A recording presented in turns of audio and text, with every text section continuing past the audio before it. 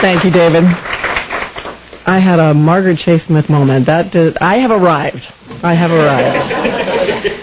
Thanks again for coming, and thank you to the library for asking me to be here. I'm going to get right to it. By show of hands, who of you in the room have a negative opinion of the media? Be honest. You won't hurt my feelings. Okay, I thought it was going to be a lot. Let me ask you why you have a negative opinion of the media. Just throw out something. Intrusive. Okay? As a member of the news media,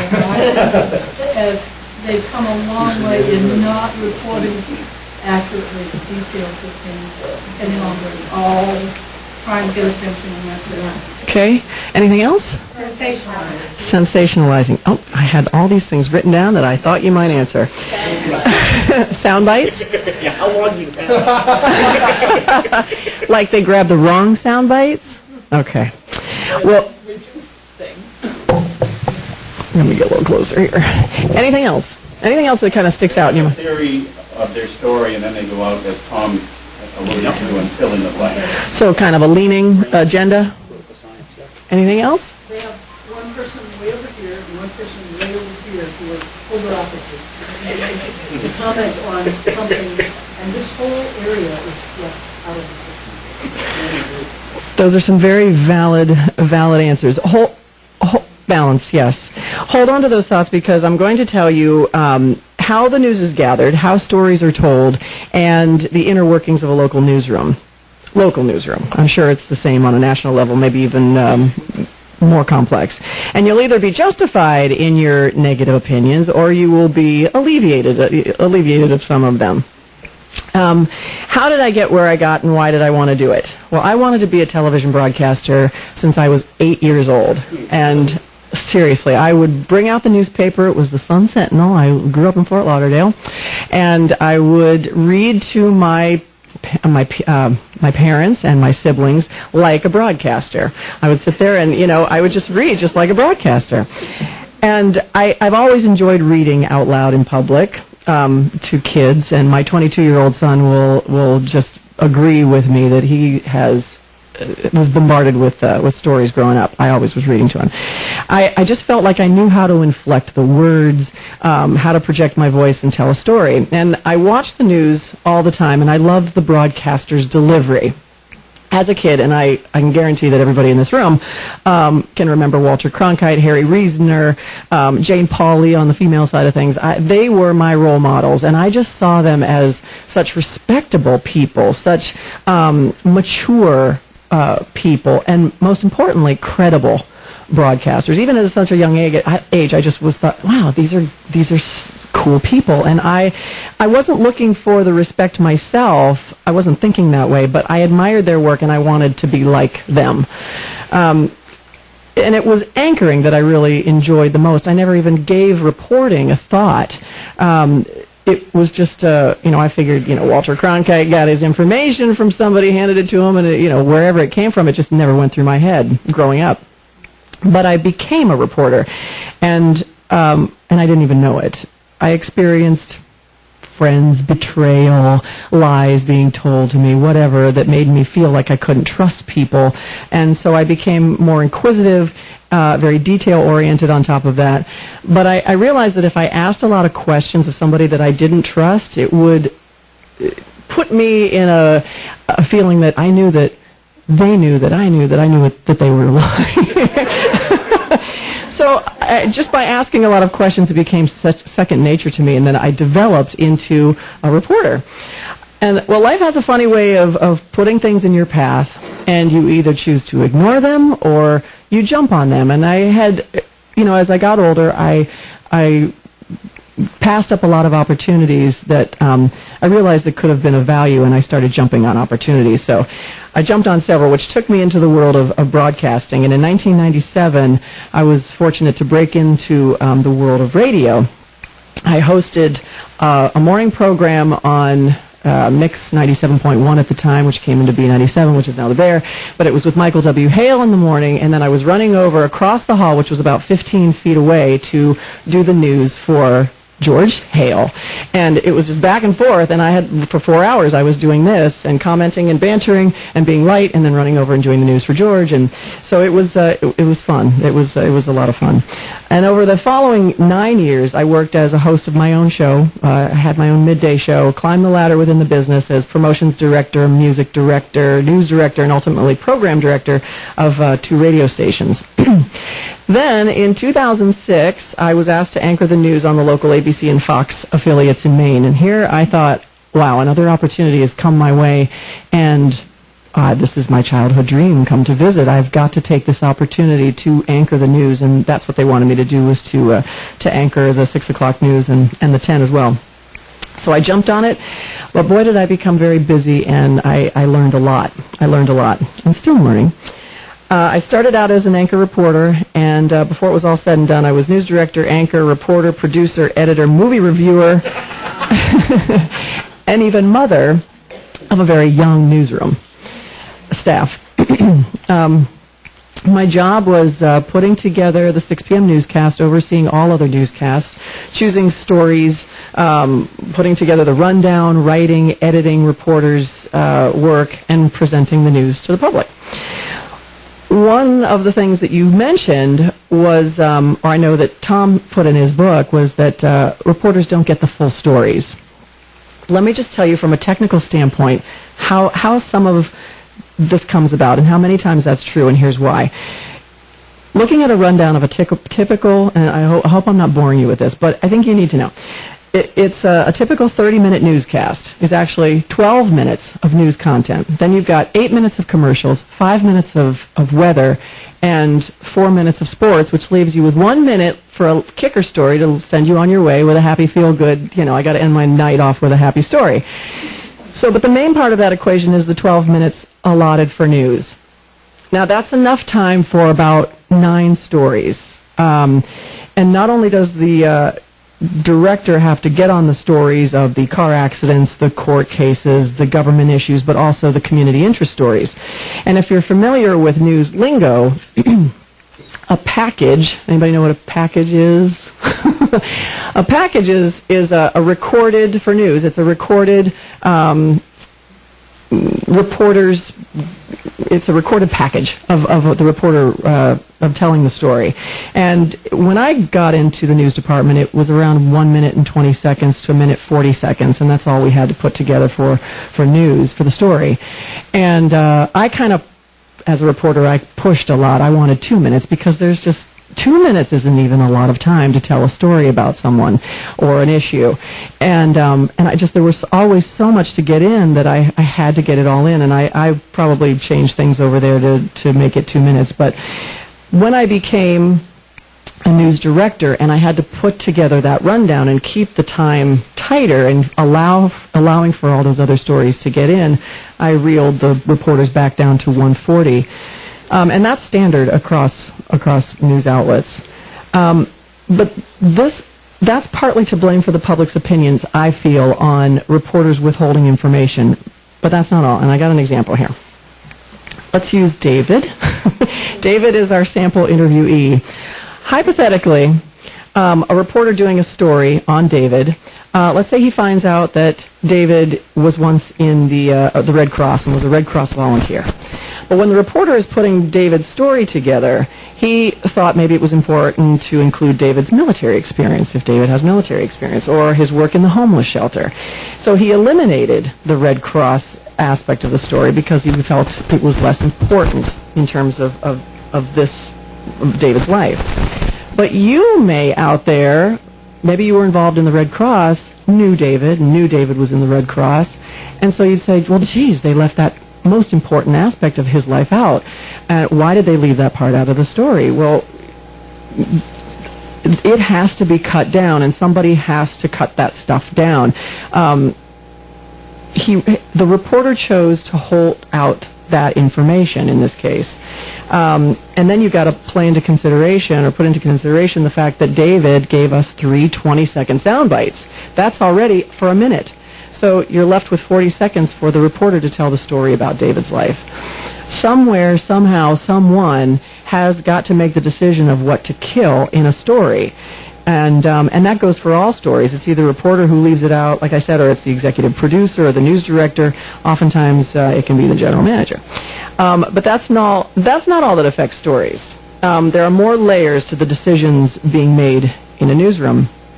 There is time to gather that information, or not time. It's 2 p.m., let's say, and there's a fire in Lincoln, and the news director has got to decide, do we cover that story? Do we have the time to cover it? Do we have the resources to spend there? How big of a fire is it? Remember, the news starts at 6 o'clock, so it takes you an hour to get there, maybe 30 minutes or more to wait for the official to give you the information, because you could be waiting a long, long time. Sometimes hours were spent waiting for somebody who we see standing right there that has the answer to a particular incident, crime, or whatever, a fire in this case, and we have to wait until they decide to come over to us and tell us what happened at that fire. And then we've got to drive all the way back. Then you've got to pick out, as your reporter, you got to pick out the sound bites. You got to pick out the video that you're going to use. You've got to write it. You've got to edit it. If you can get into an edit bay, being waited for by 3 other reporters. Lots of times newsrooms only have 3 or 4 edit bays, and there's maybe 10 reporters, and they're all coming back from stories that have happened later on in the day, and they're all waiting for an edit bay. And the fire is oftentimes an easy story to write because you just have your basics. But you take a political story with its complexities, and it becomes an extremely difficult task for people who are just getting that information. The layers continue. Now add the responsibility of social media. The reporter has to concentrate on his or her story. Bless you.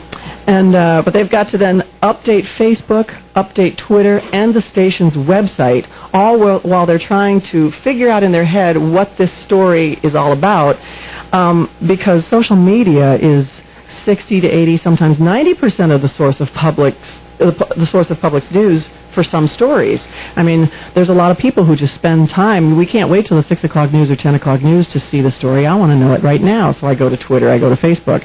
And if that reporter isn't making those continual updates, again, while they're trying to write their story on your situation, you can lose viewers, and you can lose the public's trust in a station that should be staying on top of things. Remember the days of Walter Cronkite and his level of maturity and credibility? Well, I mean, I don't know about you, but I feel that they're gone. You?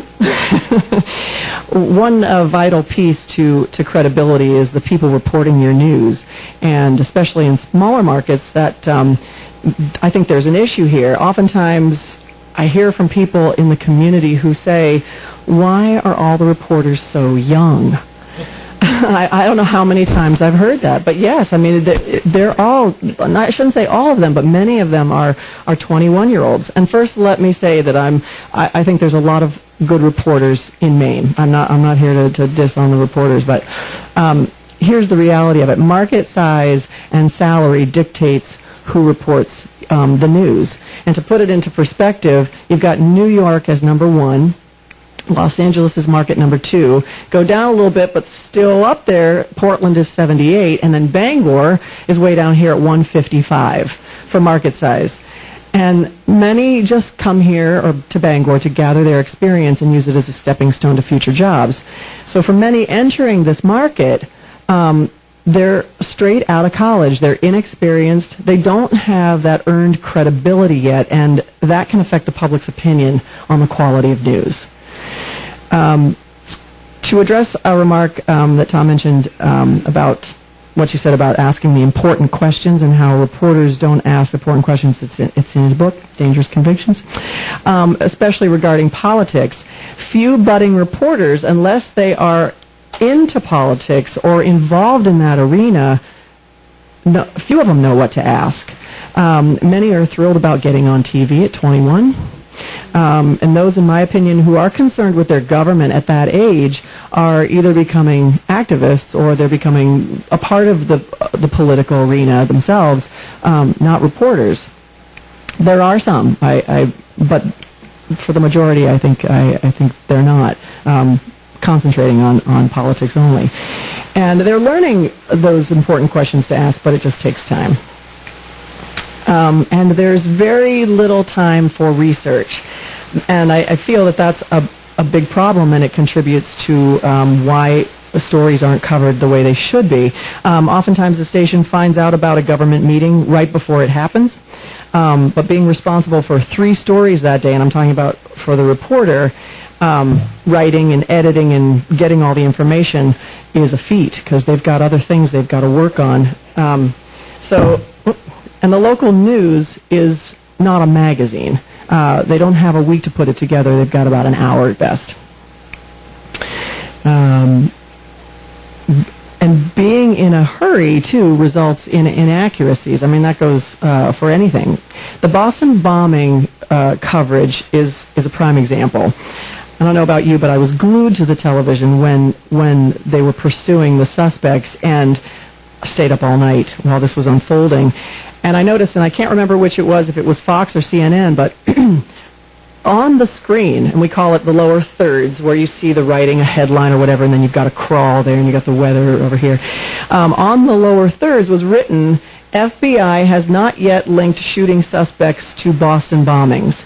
And then you've got the reporter who's holding the microphone right there saying, the Boston bombing suspect has been cornered in the boat. And I'm looking at this and I'm going, somebody's not communicating. It was a major discrepancy. But here you've got, again, there's these layers. You've got this reporter who's awake only on fumes because he's been pulling an all-nighter. He probably hasn't eaten. He's relying on officials that he happens to run into for his information out on the street. And he's trying to update the public every second with something new. There just is this major communication breakdown. So somebody's wrong somewhere with that, obviously. Either the reporter just got the accurate news, and the production guy back at the station wasn't on top of things and didn't take the posting down because it was old, or the guy at the station is right, and the reporter just decided to jump the gun and assume his information was right. And it was probably an innocent mistake. But one that got attention, and definitely mine. Now, if that reporter was jumping the gun, he expressed that news with his opinion. Yes? Would you say? That the suspect in the boat was the bombing suspect. He just took it upon himself. And I'm sure a lot of people who were watching knew that was the guy, but, we can't go out and report that yet. We have to get it from an official. But opinions are where reporters and other news people get into trouble. But people are human, although that's no excuse. And whether you are a doctor, lawyer, reporter, whatever your profession, politician, everyone has an opinion. Some may know better than others to express it, but inside they know what they believe, and everybody's got an opinion. So what's to stop reporters or their bosses from leaning when you're looking at everything with your opinion? And you can't help it. You can't help it. We hope that they're honest and will report without any agenda. But unfortunately, people can be dishonest, and people can secretly put their agendas into stories. How? By doing stories that pique their interest, stories that favor their party or makes the opposing party look bad, not covering stories because it's about an issue the boss doesn't believe in, even looking for news on a slow news day is can be loosely based on opinion. Let's say a reporter comes to me and says, you know what, Cindy, I want to do a story on how shoes are made.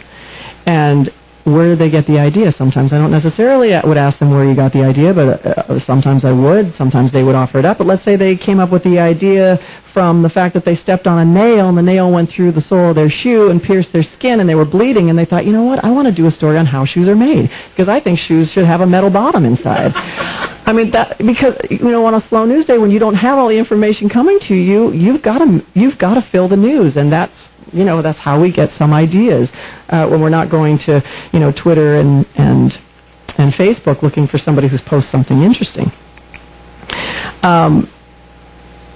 And here's something you might not have thought about already. treating the news, maybe you have, treating the news as a competitive business. Have you not thought of that? It is a business, and it has become more so, I believe. Segments are sponsored for money. Segments are sold for money. Advertisements are sold during the news for money. So as a news outlet, you better make it interesting and appealing to the viewer. Otherwise, there go your viewers, and thusly, there goes your revenue.